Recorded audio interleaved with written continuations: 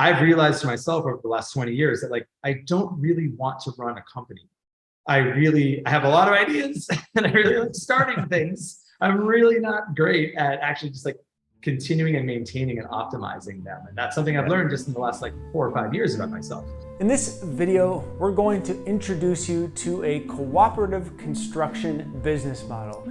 We have co-owner Jacob Deva Rakusin, Director of Building Science and Sustainability with New Frameworks Natural Design Build.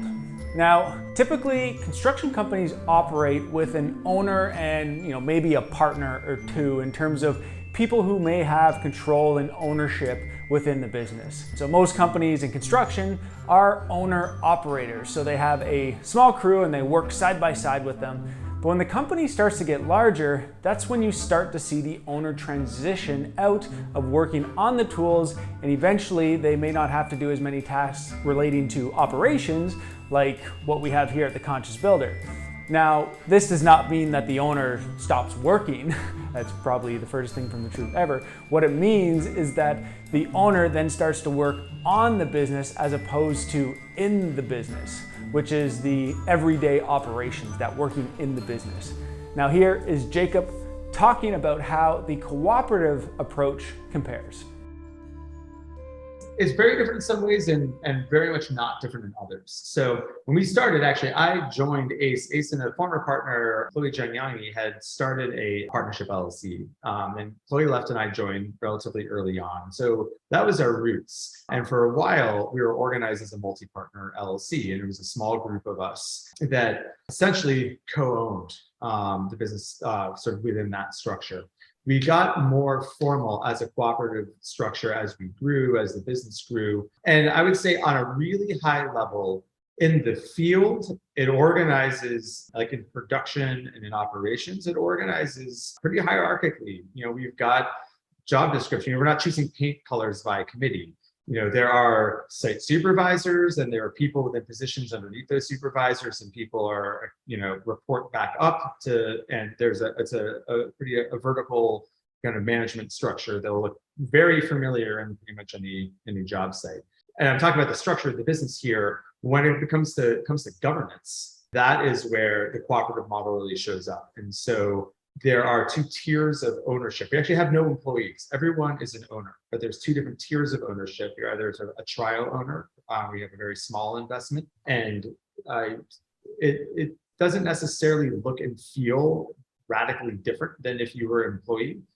There's some slight changes in tax structure, and just the profit sharing is a bit is a thing that exists for us, which I recognize isn't exclusive to a cooperative business. Oh, and then there's full membership. So let me complete that thought. So there's, after you've been with the company a certain period of time, invested into a certain rate, and sort of elected in by the other full members, you can become a full member of the company. And then you are sort of a full owner at that point.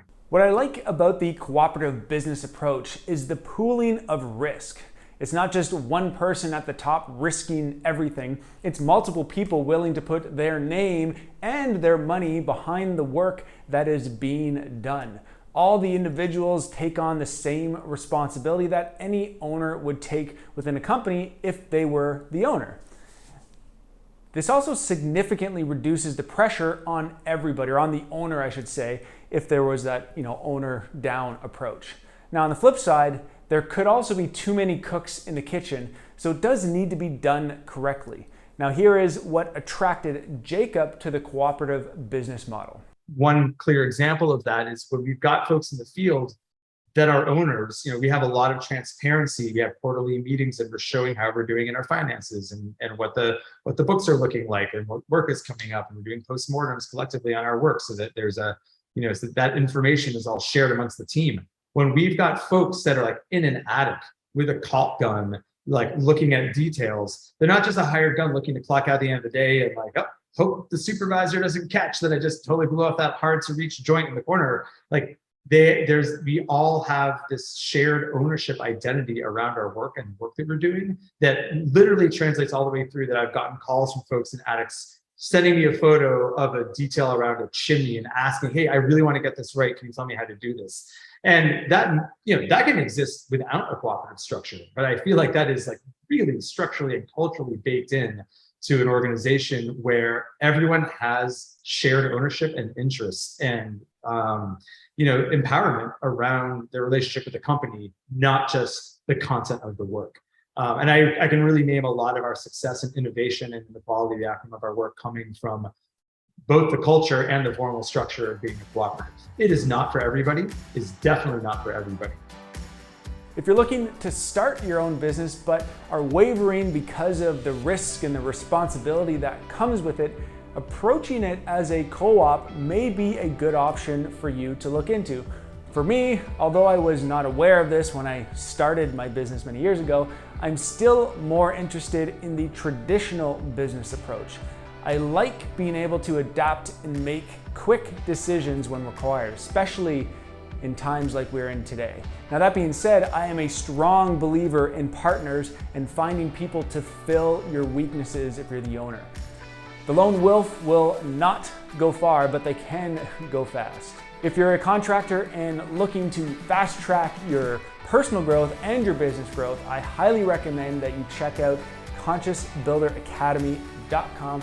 We already have some great courses available, but I'm also launching our group coaching program. I'm happy to hop on a call with anybody who is interested in joining us on this magnificent journey. Thanks for watching. I'm Casey Gray, and remember to live consciously.